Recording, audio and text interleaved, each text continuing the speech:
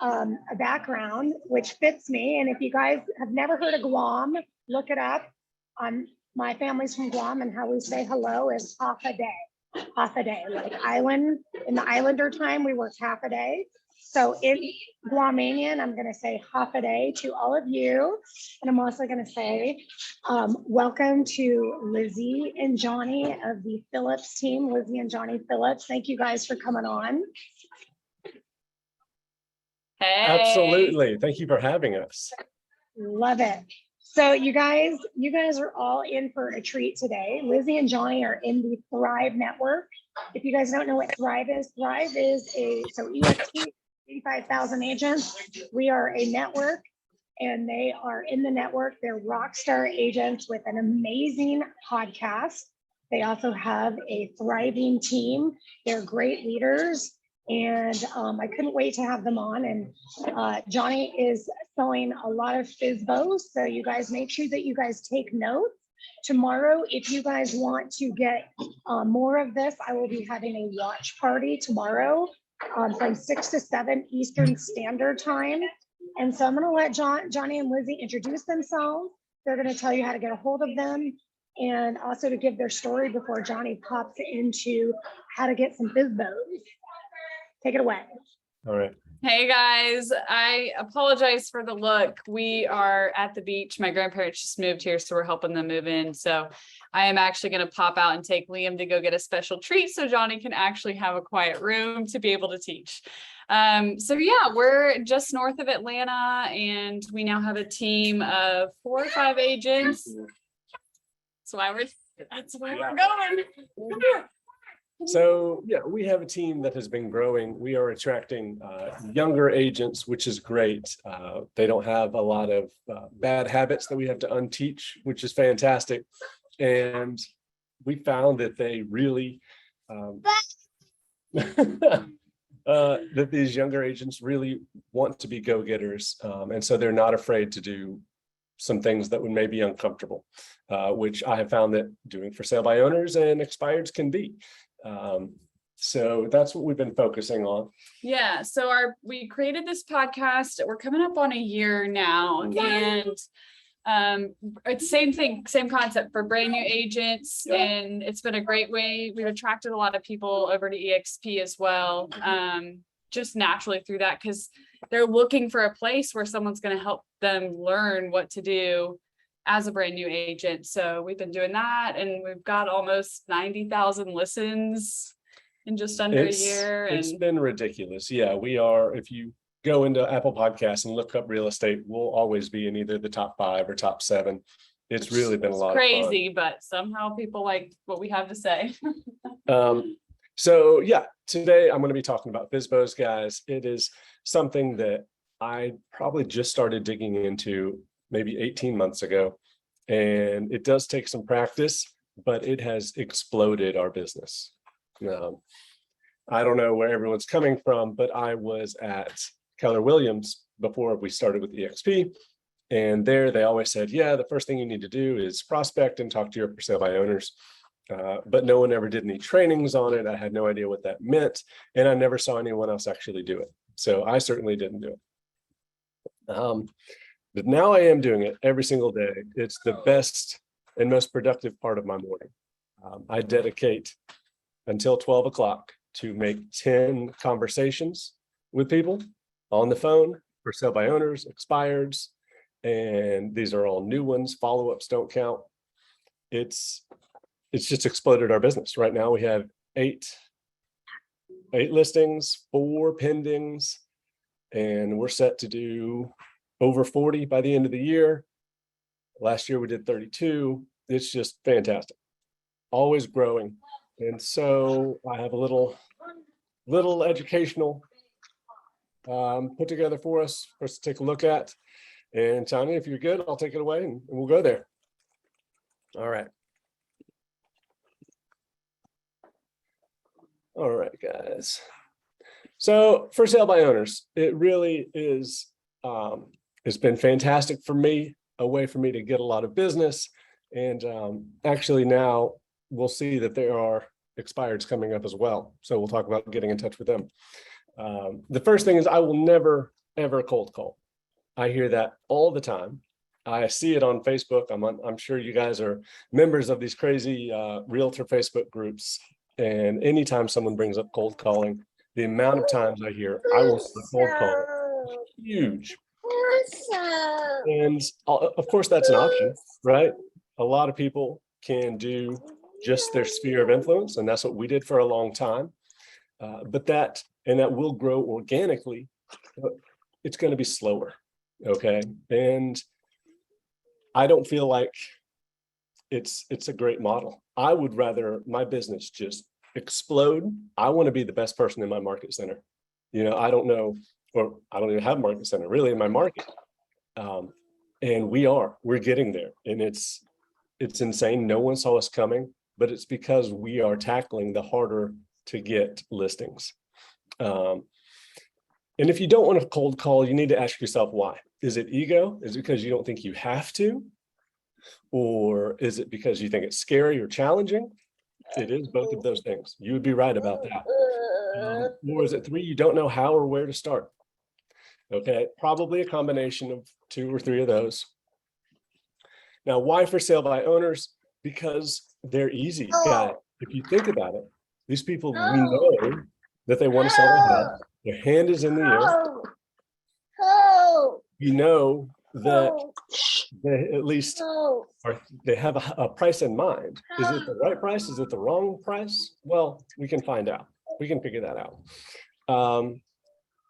And we know that they want to sell now.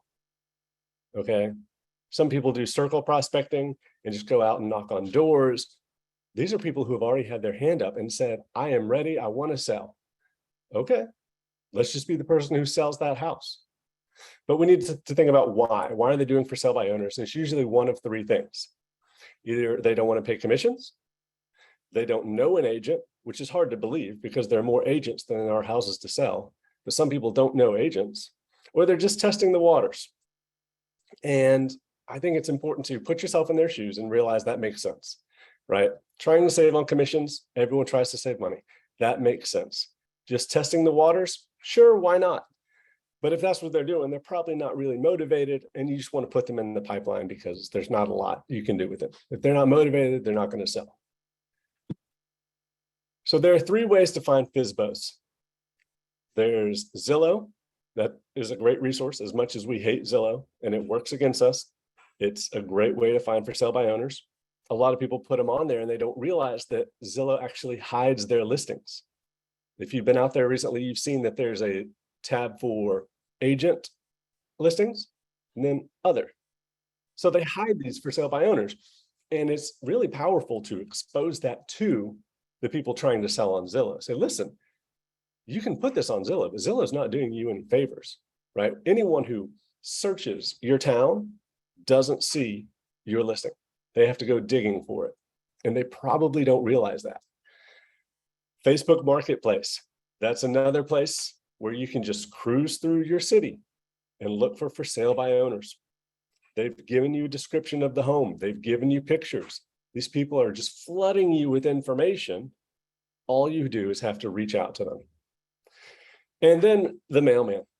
I know an agent who does this. I haven't spoken with my mailman, usually because I'm not home when he's there. But this guy offers, I guess, $5 gift cards to Starbucks every time the mailman brings him the picture of a sign in their neighborhood, which is great because it's really geographic that way. You know that that sign is probably somewhere really close by, and you can have that connection with the seller. Hey, I just live down the street, or I just live just in the other neighborhood, and I saw that you had this for sale by owner. And of course, your sphere of influence, family, friends, and again, the mailman. So you know you want to tackle for sale by owners. You know where to get them. Now what? You need a script, guys. And just looking out, and it looks like some of you have probably been in this for a while, so you understand what scripts are and scripts aren't. If you're new, my take on scripts is this. They're a framework and a guide to help you direct a conversation. It is not like a movie script where you have to read it line by line, and it's important to understand that because the first team I was on did not teach me that. I thought that I had to read it line by line, which is really difficult to do when the person on the other end can go anywhere. Okay. They are not reading anything line by line, so they can take the conversation wherever they want to, and all of a sudden you're screwed up because the next line that you're ready to read is not where they are. So it's important to stay flexible, but realize that the script is a guideline and it helps you get the information you need. What is the information you need? You're looking for the address, the price, and the days on market. Okay. If you can go in with that information, that's fantastic. All right. And I would recommend it. But if you don't have it, these scripts will help you get there. And we are going to give everyone this presentation so you have it. And there are links inside here that will help you. Now let's find where I'm supposed to be because I already lost what I'm doing. There we go. So this link on Redx has a ton of scripts for you to go through. Yeah. And so here's a script that I like to give people. It's a super easy script. It's not confrontational. A lot of things that you need to keep in mind when you're calling these people are, there are agents in your market that are calling for sell by owners. You are not the only person doing it. And I found that it's super easy to make a joke about that. Say, listen, I'm probably the 50th call you've gotten today. And they will instantly say, actually, you are the 15th call. And then I've had 4 people try and spam me about leasing. It's just been a nightmare. Awesome. You're building rapport with these people. You've made a joke. You're on their side and they're on your side. I would definitely keep that in the back of your mind I think they call that a pattern interrupt. They're not expecting you to say that, and it really helps break down their barriers. Now in this script, this is from Brandon. What are we trying to learn? Are they open to using a buyer's agent? Are they still living in the home? What is their motivation to move? And what's their time frame for selling by owner? Okay, if you can get these 4 questions answered, you should be able to figure out how quickly are they trying to sell? When are they going to start interviewing? And what's it going to take for you to get in there? And the first question is, are they open to a buyer's agent? Because if they are, then they're saying, yes, I will pay half of a commission. That's half the battle won right there. Okay, all I have to do is prove to them that I can sell it and for more, and I could basically pay for myself. I'm not going to read through this whole script, guys. Everyone here is, I'm sure, an educated person, and you can do that. But things that I like to change at the bottom is when I come by, can I bring comps for you to look at to make sure that you're priced right for the market? They're going to say, well, yeah, of course. Okay. Even if they don't want to work with you, you're offering them something of value, and they're going to be like, well, this agent probably knows more about the other houses than I do. So at least I'll take a look at what they have to bring me. Sure. Awesome. And while I'm there, can we take a few minutes to talk about what I would do if I was going to market this property? Yeah, sure. Why not? The reason I like to sneak that last one in there is because now the client is mentally prepared for, okay, I'm going to sit down with them. I'm going to talk to them about marketing. I don't want to sneak in and just be like, hey, I have a buyer that might want your house. And then when I flip the script on inside the house, oh, I really want to list this. They're going, whoa. I thought you were going to bring me a buyer. So at least I'm setting the stage here for, I want to talk to you about what I would do to market this property. It's a much easier path to say, okay, now if I was going to list this, this is what I would do. Common objections and how to handle them. Do you even have a buyer? Well, yeah, actually, I have a ton of listings around that area in your price range. So I get calls on my signs every day. So these are people who could be potential buyers for you. So yeah, actually, I have a ton of buyers right now. We've had a bad experience with other agents. Really? I'm so sorry to hear that. Tell me about that. That's my favorite one. And I hear that with expireds all the time. We had a bad experience with another agent. Tell me about that. They're going to give you a point-by-point direction on what to do because this other person screwed it up and here's what we hated about them. So just do the exact opposite. It's so easy.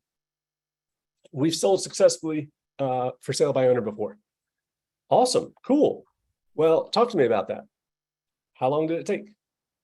Is it going that way this time, right? I'm sure you've noticed, it's in the news, the market has been dying down a little bit. Prices are starting to come down. Things are staying on the market longer. Do you think it's going to work this time? We're working with a family or close friend. You can go one of two ways on this one. If you can sense that they are just in there and they're committed to this person, thank them. Say, you know what? I have friends and family who I know will work with me every time. So I understand that relationship, and I want to say thank you for being committed to them, because I appreciate it when people are committed to me. So thank you. But listen, is it cool if I follow up with you in a week anyway? Sure, of course.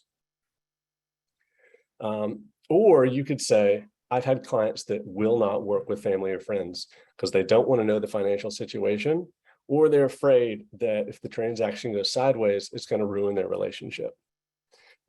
So I just want to put that out there. Maybe you want to consider interviewing other agents.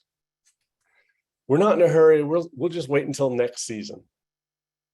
Honestly, guys, when I hear that, that tells me you're not motivated. I'll follow up with you, but I'm really not going to push you, because if you're not motivated, you're not going to price right. And my marketing dollars, it doesn't matter what I spend on this, it's not going to sell the house because we're not going to be able to price it right. We don't want to pay commission. Yeah, I get that. I completely understand that. But would you pay a buyer's commission? Well, yeah, sure. I'd pay 3% if someone could bring me a buyer.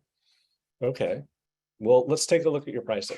Is there something that we could do with the pricing such that my commission is baked in there and your net is still the same? If you still walk away with the same amount, would it be crazy to list with someone, to take the marketing, the showings, the appointments, the appraisal, inspection, all of those contingencies off of your plate?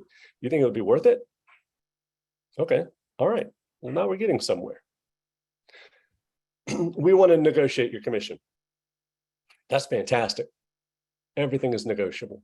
I completely agree. This is the world that we live in. Let me come by, take a look at the house, and let's talk about it. When I first got started, I was sure that everyone got 6% on their listings. And my wife would not let me take a listing less than 6%. So I did that for a long, long time. And then it started to dawn on me that if I'm dropping a listing because it's 0.5% low, or lower than 6%, or whatever is common in your market, well, is that really worth it? Or should I be taking that listing? Our coach just looked at us and said, are you guys crazy? You're going to walk away from 2.5% because it's not 3%? That's nuts. You should not be doing that. And I'm glad he told my wife, because now my wife's a lot cooler with it. But it also helps me get more listings and gain the trust of the client. Again, down here, this icon is a link with more objection handlers and things of that nature. What if I mess up? I'm so nervous. What if I mess up? Guess what? It doesn't matter, because these people aren't going to remember who you are. They aren't going to remember that you've messed up. I have called clients who the time before straight up told me, I would not work with you because you're not close enough to my house. I don't want to work with you you're not local enough. Okay. Well, I called them back the next week. They had no idea who I was. They didn't remember that conversation at all. And I was actually able to know what that objection was, and direct it so it looked like I was a lot closer to her. It was just information I was able to use. And I would say, good, mess up a lot. Hope you do all your messing up in the first week. So that second week, you're not messing up anymore. You've learned from those mistakes. That's just what it is, right? That's practice. And what if they say no again? Follow up, guys. Okay, great. Can I call you next week and see how things are going? Sure. Okay. People are okay with you following up because they know that they may have to go list anyway. 90% of people end up listing with a listing agent before it's over with, and you may be able to bring them a buyer. So the odds of them saying, no, don't follow up with me are very slim. I also like to say, hey, can I email you some information about myself so you know I'm not just some random guy calling you. I'm a legit agent, and I'll include some stuff about my marketing and listings I have. Okay, great. So I'm able to send them with an email address that I now have, so I can send them other things, my resume, my best listings, my marketing packages, things that are going to really make me shine above other agents if they're calling. Then when I follow up, they will remember who I am. They know what I'm trying to do. And I can go again for the appointment again. Hopefully everyone recognizes Michael Jordan that we have here. I heard an interview with him, and he's arguably one of the best basketball players of all time. And he said that in the NBA, he missed 9,000 shots. All right. He was still among the best, if not the best at his time. But even he missed shots. So if you don't land one, and you're not going to land a lot, okay, that's great. Go to the next one. Get your 10 conversations in, because if you can do that consistently, 5 days a week, you're going to be locking down appointments. And even if you're terrible at presenting, if your listing presentation is awful, you will land some listings, okay? Hopefully you don't have a terrible listing presentation. If you do, you should link up with someone and get that fixed. But you will start getting these listings. It is a numbers game at the end of the day. And one thing I want to add, Johnny, is you guys are going to have someone coming on to talk about listing presentations. So that'll be coming up, because we do need to have them, and he's right. You got to stand out from the competition with your presentation. Thank you. So guys, fortune is in the follow-up.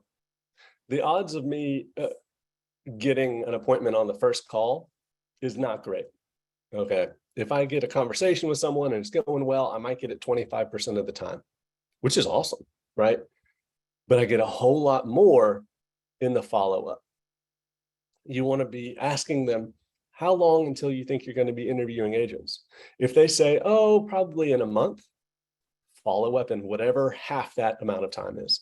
They say 30 days, follow up in 15. Okay. They say 2 weeks, follow up in a week. If they sound wishy-washy, you follow up tomorrow. You want their names, you want their numbers and emails, you want their addresses, and you want to put them in some kind of system. All right. KV Core, I use Redx and Vortex, and I use that system to remind me, who am I calling? When am I calling them? What were the conversations I had? Always call back. If you call back, just think about, of all the agents in the market, how many are calling for sale by owners? Very few, right? If I talk to someone, he said he's talked to 15 other agents, I don't know how many other thousands of agents are in my market, but it's got to be multiple. And only 15 of them are calling. How many of those are actually calling twice or 3 times? I could be the only one by the 3rd call. So be that person, be consistent, and stay top of mind. Okay, and that's why I like to send emails, because when I call back and introduce myself, I want them to instantly associate my name with real estate. I want them to say, oh, Johnny Phillips, I remember why he's calling. I remember he's a listing agent. I remember that he has listings, he's doing well. Stay top of mind. Try to think of yourself as a logo. Have people see your name, see your face, and think of real estate. Because whoever they use is probably going to be whoever that name is, whoever comes first to their mind when they think of real estate. So if you can take that position, you've already won the battle. I add this in because this is the first thing I do on my way to work every day, is I listen to this one motivational podcast, and I listen to it on repeat because they come out with a new one every week.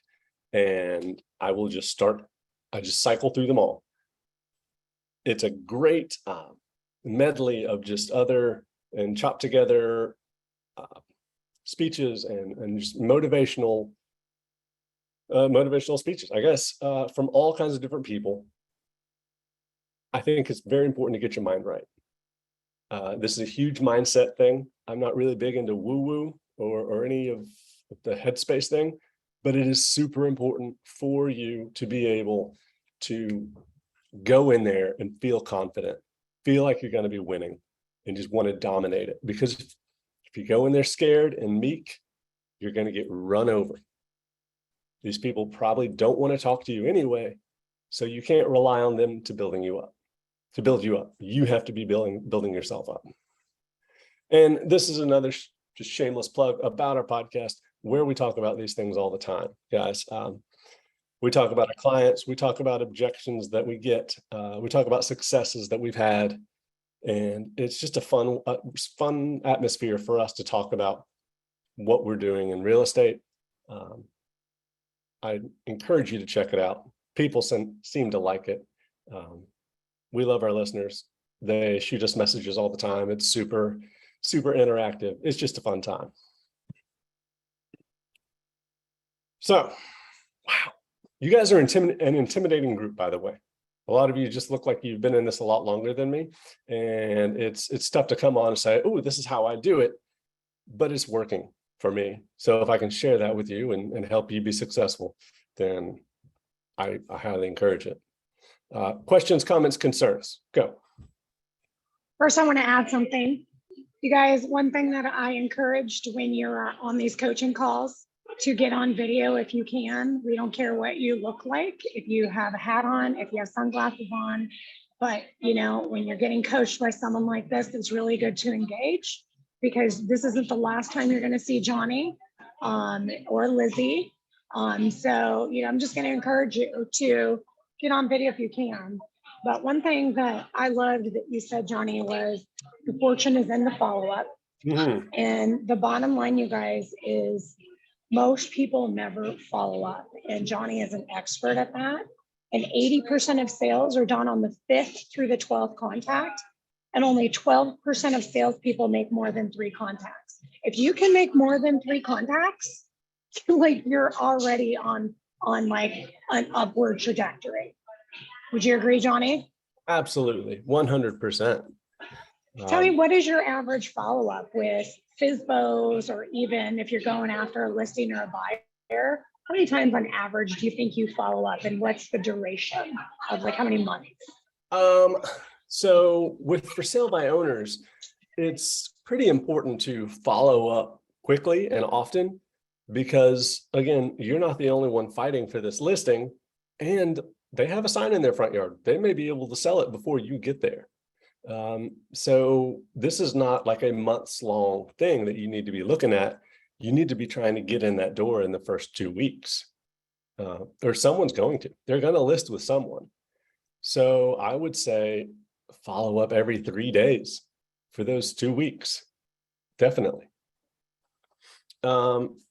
So Jessica asked, I have an agent I plan to work with if this doesn't work out. Cool. Who's that? And that should always be a pre-qualifying question, is, are you interviewing other people? And if so, who? That gives you an opportunity to really dig up, look at this person's stats, see what their listings are. I've called people and said, hey, I saw that you had it listed before with this one person. Well, they have a listing 30 minutes north and an hour south of you.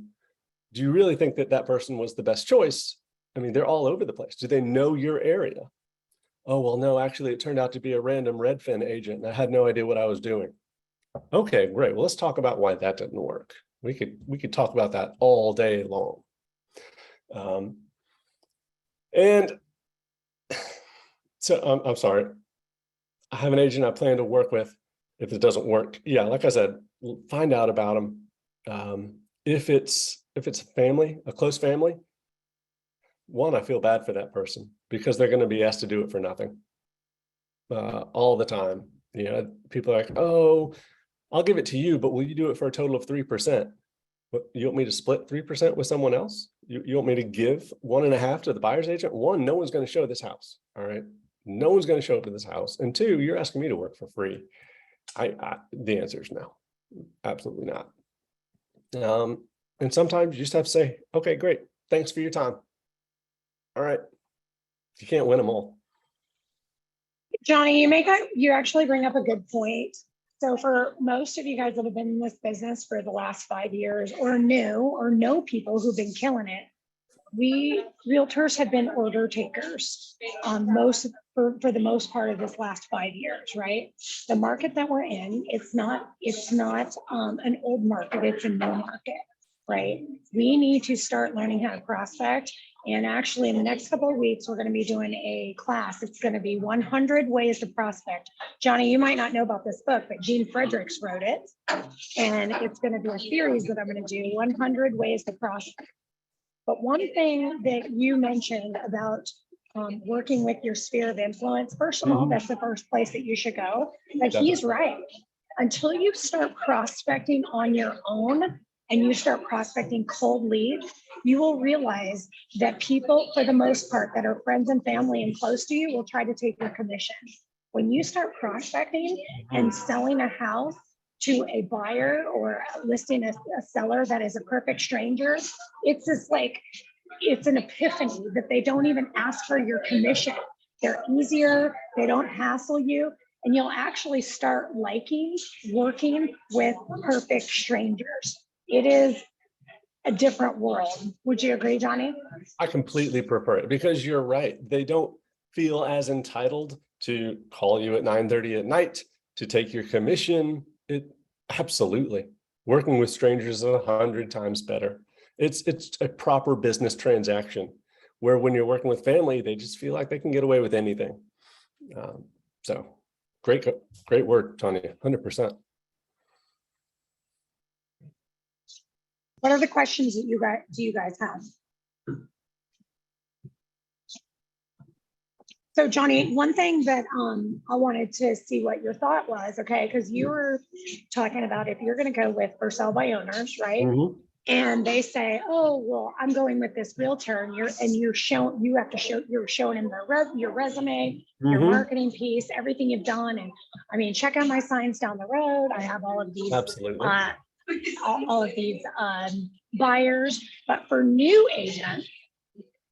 My suggestion, I would like to see what you say, right?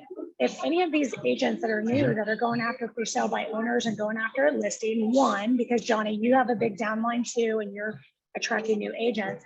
You guys, if you get a for sale by owner and you get them an appointment, call us up as your coaches, as your upline, and go, hey, what do I do? And the first thing I'm going to say is watch this training before you go out there. Watch this training. I do have another training with Mike Wiseman that was this morning.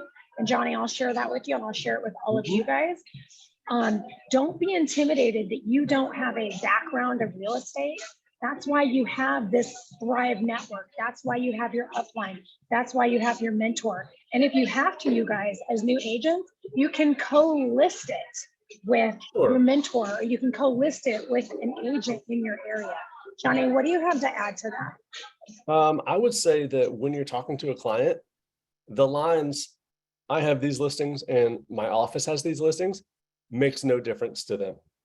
It's okay if you guys are in a bigger office or market center, or you work with a group, or even if you wanted to associate yourself with us to say, yeah, we have these, and I have these, are the same sentence to them. They're not going to pick that apart. You can use other people's successes. Definitely do that. Absolutely. And use, like you said, use that word we. Because if there's a bunch of EXP listings, we're all the same brokerage. And you can use the we all the time, anytime. Like if you start going door knocking or door knocking for a listing or an open house, you say, we have a listing down the road, not this team. You're door knocking for EXP, it's a we. Absolutely. 100%. What else were you going to say? I've forgotten. I can tell you, I don't know where everyone is. We are just, Lizzy said, just above Atlanta, 45 minutes north, and we are starting to see more EXP signs. Whenever I tell people, they ask, who do you work with? I'm like, listen, we work with EXP. It's the fastest growing brokerage, but where we are, you're probably not going to see a lot of signs. We're in much bigger metro areas, but that doesn't matter. Let's get into what I can do for you. I don't know if you guys are in areas where EXP is big or not. You might get that question coming up, but I'm happy to see that we are getting more EXP agents in our area. Tanya, is it big where you are? Do you have a lot of agents that when you're riding down the road? I know Keller Williams has the market share where we are. Like that is what it is.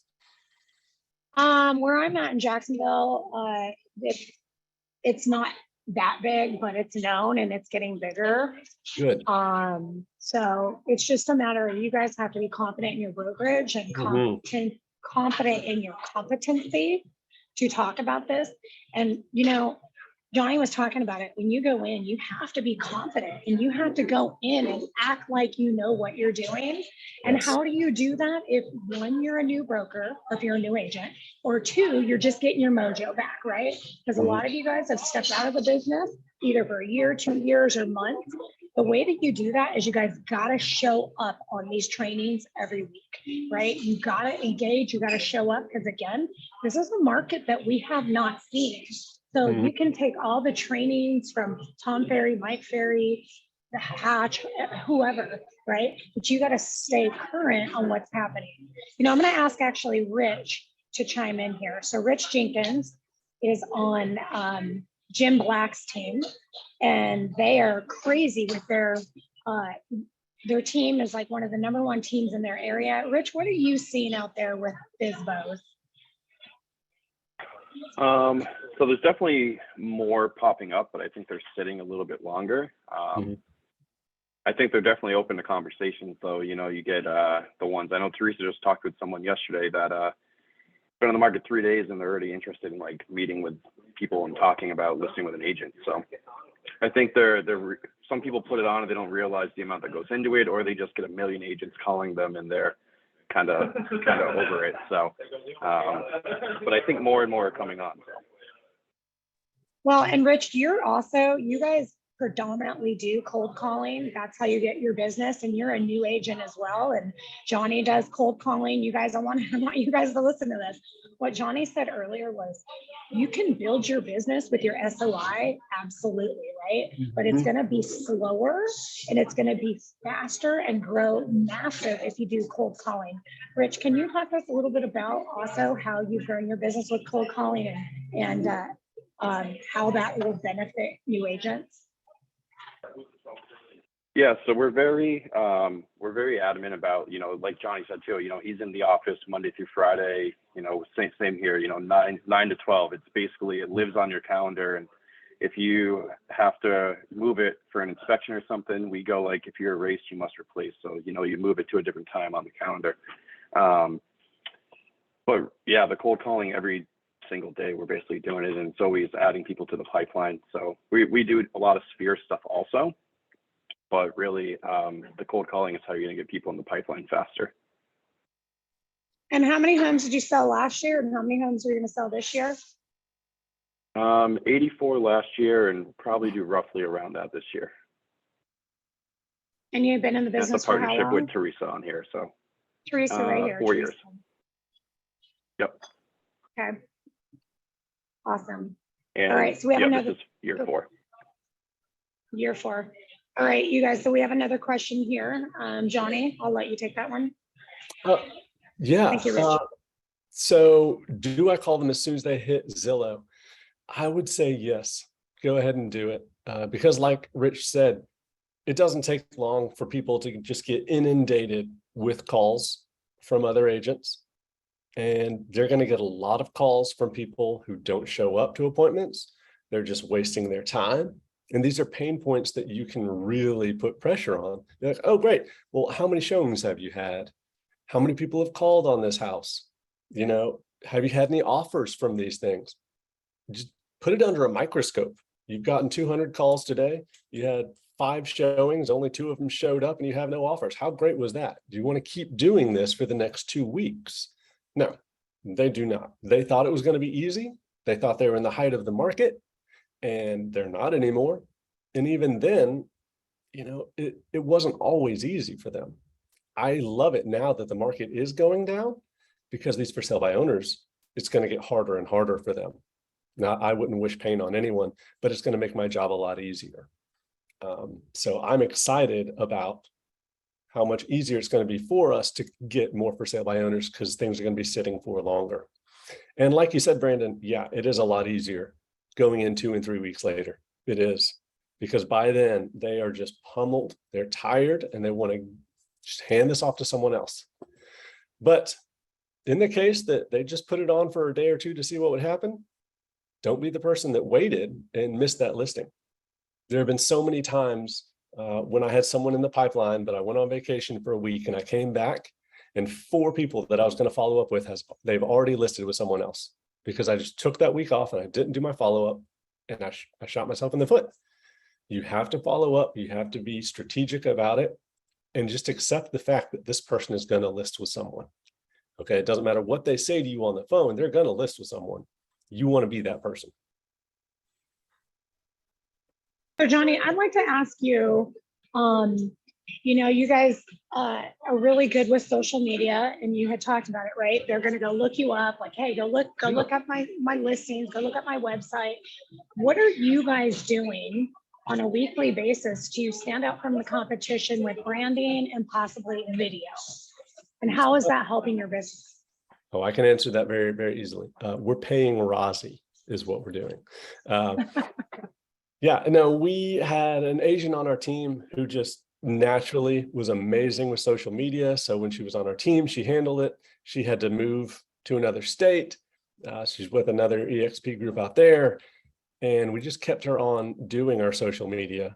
She actually sends us an email every Monday, I think, maybe Sunday, that says, these are the videos and this is the content we need from you this week, and I'll make it go up.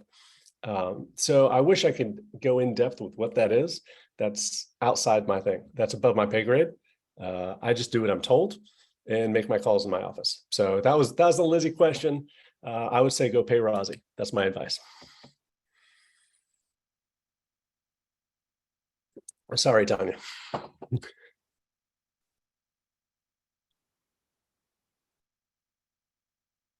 Okay, how about here, question, comment? Yeah. That's hard.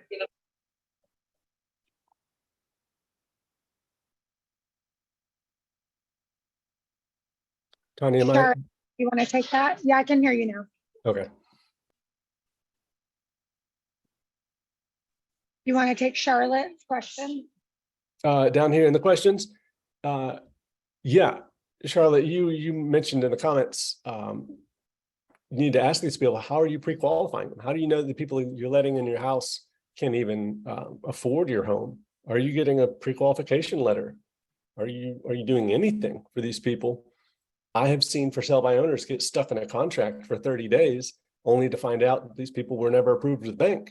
And now their house sat, they've been under contract, they couldn't sell it, and they just wasted that time. So yeah, part of your job as the listing agent will be to pre-qualify these people making offers. Are they doing that? Do they even know what that means? Are they able to do that? So yeah, definitely touch on that.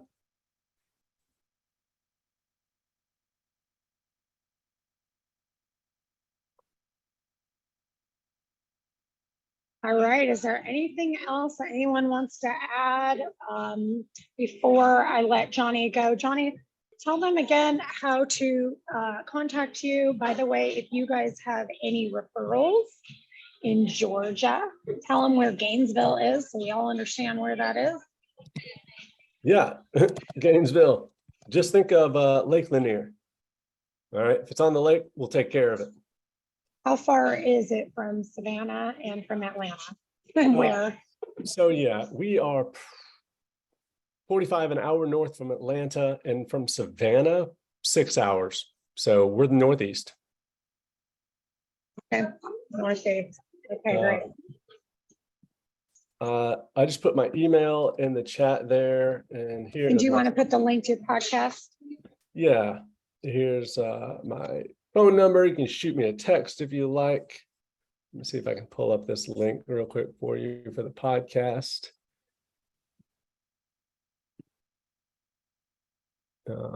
Yeah, here's one. Here's our Tinder Swindler episode. We just had a buyer client be Tinder swindlered, so we had to get through that. That was a lot of fun. And apparently, What does that mean? so this person met a significant other online, had never actually met them, but wasn't very upfront about that. This person told them that they don't believe in banks because of their nationality or whatever. So they had $600,000 at home that they can pay for the house in cash. And obviously red flags start going up, like, whoa, hold on. You want us to show you these houses. There's no proof of funds. And when we start asking you about this, you're getting defensive. All right, we already know you're full of shit. That's for sure. But we tried to get her out of this situation now. Like, she's so in it. And it was incredible.